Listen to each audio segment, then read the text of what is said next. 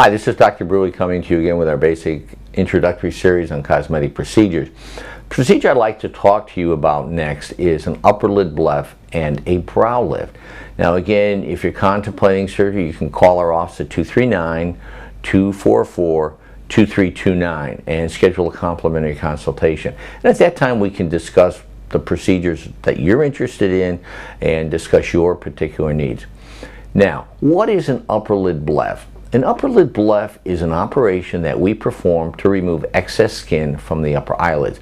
Now, most people will have a fold of skin up there, they'll have excess skin, and sometimes that excess skin can impair your vision, in which case insurance may cover the procedure.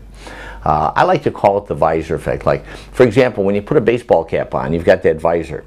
When you take your cap off, all of a sudden the sun is glaring in your eyes and you're squinting. That's kind of like the visor effect. So as we age, we get extra skin and it creates a visor or hood over our eyelids.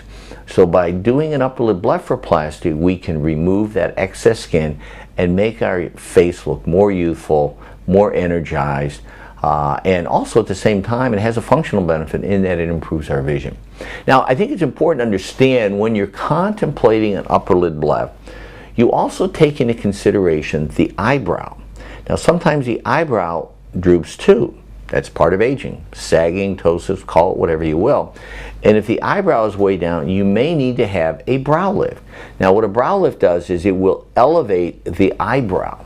So in many cases, we will do a bleph and a brow lift. So they're complementary procedures. Most of the time we do the bleph, and I would say 40% of the time we'll do a concomitant eyebrow lift. Now the eyebrow lift, again, will elevate the eyebrow, so you increase the space between the eyebrow and the eyelashes. So it's a very, very common procedure, and in many cases it's done with insurance, because insurance will provide coverage because there's a functional component to it. Post-op, it's very it's not an uncomfortable procedure at all. Again, what I tell patients to do is after the surgery, and it takes about an hour to 2 hours depending on whether you're doing one or both. When you get to recovery room, we put you in the recovery room, and there you're there for maybe an hour, hour and a half, and then you go home. And when you go home, it's very simple. You go home, put your head above your heart, you put ice compresses on your eyes, keep your head elevated.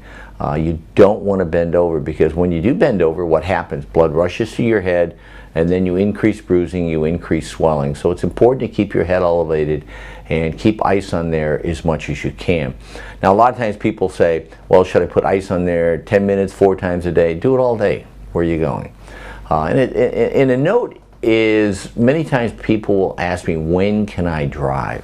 I think it's important that when you do decide to drive, that you don't have a lot of bruising and swelling around the eyes, because God forbid you get in an accident, it may be a situation where you have to prove that your vision wasn't impaired.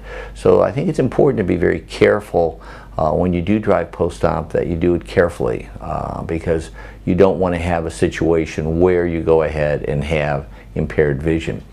Now, most patients will have the surgery one day, and the very next day they can go home, they can shampoo their hair, get everything wet. Again, I recommend that the patient get a baby shampoo, so that if they do get soap in their eyes, they don't rub their eye and tear out all the sutures. So that it's very, very important to go ahead and get a baby shampoo. You can blow dry your hair. So again, for the first 4 days, head up ice. From 4 days to 3 to 4 weeks, let comfort be your guide. And after a month, you can pretty much resume normal activity. Now, what do I need to do preoperatively? Again, like most cosmetic procedures, I think it's important to stop all herbal supplements, certainly any aspirin-containing compounds or any compounds that may cause bleeding, such as ibuprofen, at least 2 weeks before.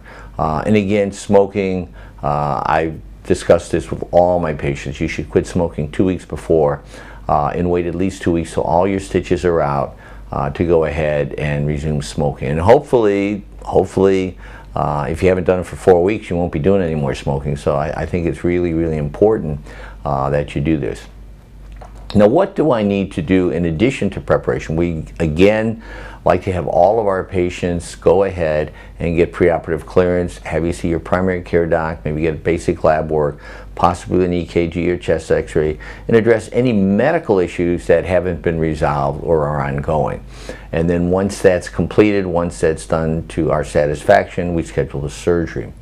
Now, what are risks or possible complications with a blepharoplasty and or a coronal?